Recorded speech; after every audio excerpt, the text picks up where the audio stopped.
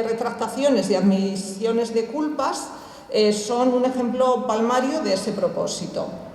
No todas las masonas acusadas acabaron en las cárceles franquistas, puesto que muchas se habían exiliado con anterioridad. En estos casos serán juzgadas en rebeldía, así es como se dice en la sentencia, y durante años, décadas, podríamos decir, pesó sobre ellas órdenes de busca y captura. Un caso muy significativo de esto fue el de Clara Campoamor. Ella abandonó Madrid en 1936 para instalarse en Suiza, en Lausanne.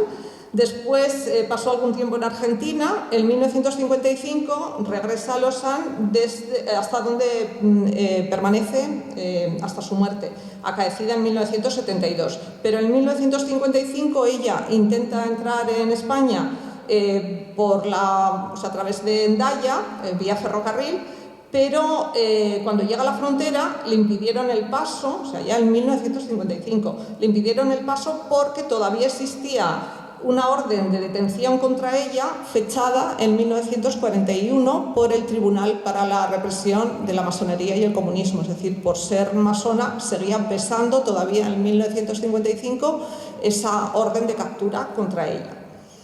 De cualquier manera, fuera cual fuera su situación, ausentes o presentes, las mujeres masonas sufrieron la humillación de pertenecer al bando de los vencidos. Como otros colectivos represaliados, también ellas quedaron fuera de la Nueva España, arrinconadas en cárceles o en sus propios domicilios, que en ocasiones se convirtieron en prisiones donde purgaban la situación de ostracismo a la que les había sometido el régimen de Franco.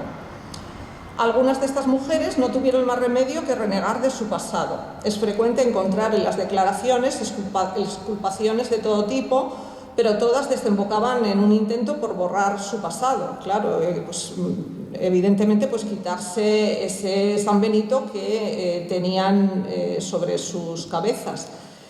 Por un delito, en muchos casos, lo que ellas decían es que desconocían haber entrado en una organización como la masonería, que pensaban que era una organización filantrópica simplemente, o, claro, algo absolutamente lógico, decían, no pensábamos que la masonería fuera delito. Claro, evidentemente la masonería no era delito hasta que llegó el franquismo. Entonces, el asombro de estas mujeres debió ser absoluto.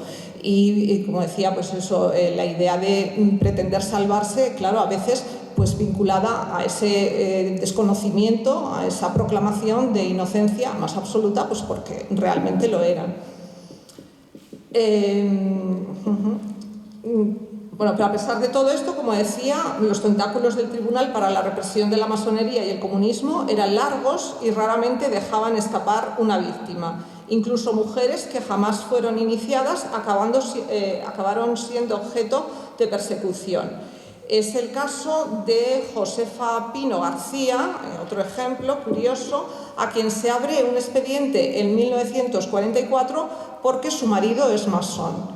Entonces, por esas fechas, su esposo, cumplía ya condena por este delito en la cárcel de Burgos y poco después su marido falleció en prisión. Y ella no se pudo demostrar que perteneciera a la masonería, pero como vemos, de forma tangencial, también se vieron involucradas. No sé cómo voy de tiempo, pero me gustaría... Dime, Remedios. Sí. Vale.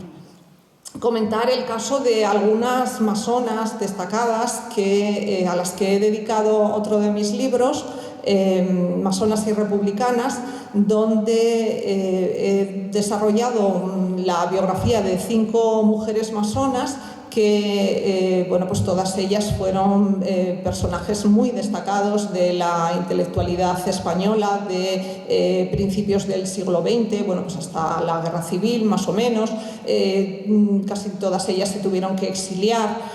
Son mujeres que yo creo que merece la pena recuperar para la historia. Y me gustaría comentarles un poco cómo estas mujeres también sufrieron este mismo calvario de la represión. Tenemos a Carmen de Burgos, seguro que les suena. Esta mujer fue escritora, quizás, no sé si a todo el mundo le suena, es una mujer escritora que escribió más de 100 novelas, escribió artículos, tuvo una intensa vida intelectual, también dentro del mundo periodístico. Quizás el problema con todas estas mujeres es que no se les ha dado el reconocimiento que se merecen. Es verdad que recientemente sí que se está trabajando más por recuperar del olvido a estas mujeres, pero yo creo que esto debe ser algo que se tiene que trabajar muchísimo más y desde muchos más ámbitos. Bueno, pues es muy difícil, como decía, clasificar a Carmen de Burgos. Fue una intelectual en el amplio sentido de la palabra, escritora, periodista. Fue pionera en este campo, precisamente en el periodismo, ya que es la primera mujer corresponsal de guerra, concretamente en la Guerra de Marruecos. Activista social, también en el ámbito sobre todo del sufragio femenino. En 1920 fundó la Cruzada de Mujeres Españolas con la finalidad de luchar en favor del sufragio femenino. Escribió una de las obras más importantes sobre feminismo, titulada La mujer moderna y sus derechos, publicada en 1927, cuando todavía en esa época pues nadie en España escribía sobre ese tema. En algunas ocasiones se la ha comparado incluso con Simone de Beauvoir. Se habla a veces de ella como la Simone de Beauvoir española, claro, cuando todavía Simone de Beauvoir no había escrito su obra más conocida. Además de esto, perteneció a la masonería e incluso llegó a fundar una logia masónica en 1931, la Logia Amor de Madrid. Bueno, pues bien, Carmen también, como muchas otras mujeres masonas, se vio envuelta en un proceso judicial durante el franquismo, a pesar de que ya había fallecido en 1932. Es curioso que se abriera un expediente contra ella cuando llevaba muerta ya desde hacía bastante tiempo. Existe, sin embargo, un expediente incoado contra ella por parte del Tribunal para la Represión de la Masonería y el Comunismo, fechado en 1944. A pesar de que desde la Delegación del Estado para la Recuperación de Documentos se había comunicado su fallecimiento. De su hermana Catalina de Burgos también existe un expediente de represión fechado en 1944 también. Se la procesa en rebeldía, puesto que se había exiliado a Francia, y se le impone la pena habitual, o sea, 12 años y un día más inhabilitación. Lo mismo sucedió con la hija de Carmen de Burgos, o sea, María, quien también será investigada y procesada en rebeldía, puesto que en esos momentos, en esa época, estaba ya en América, llevaba en América desde 1934. En el caso de Clara Campoamor, que es otra de las mujeres cuya biografía he tratado en el libro que les comentaba antes, otra mujer de sobra conocida y, como ya les he explicado antes, también tuvo que purgar el otro gran pecado de su vida. Ella escribió un libro que tituló El voto femenino, mi pecado original. Bueno, pues el otro es pertenecer a la masonería, por el que también, como ya hemos visto antes, tuvo que purgar. Otra de las mujeres interesantísimas, ya me queda poco tiempo, Consuelo Verges, comentarles así brevemente el caso de esta mujer, otra intelectual, amiga de Clara Campoamor. Escribió durante gran parte de su vida y luego, después de la guerra, dejó de escribir con voz propia y se dedicó a la traducción. Se la considera una mujer de la generación del 27, de hecho ella estaba en el círculo social de personas escritoras como Rosa Chacel o Concha Méndez. Pues esta mujer, su historia, su peripecia vital, al final de la guerra, es que se exilió en 1939, después de muchas peripecias consigue llegar a París. En 1943 fue detenida por los alemanes, incluso se llegó a apuntar que era judía y estuvo en un tris de ser enviada a un campo de concentración, pero finalmente deciden entregarla a las autoridades españolas. Una vez en España también se le abre un expediente de represión por parte del Tribunal para la Represión de la Masonería y el Comunismo en 1946. Para terminar, bueno, el caso de Aurora Bertrana, esta escritora catalana que fue una mujer que tuvo bastante éxito en los años 30 con sus libros sobre los mares del sur. Ella estuvo viviendo en Tahití y de ahí pues sale su obra quizás más conocida, Paraísos Oceánicos. Bueno, pues esta mujer también se vio envuelta en otro expediente de represión.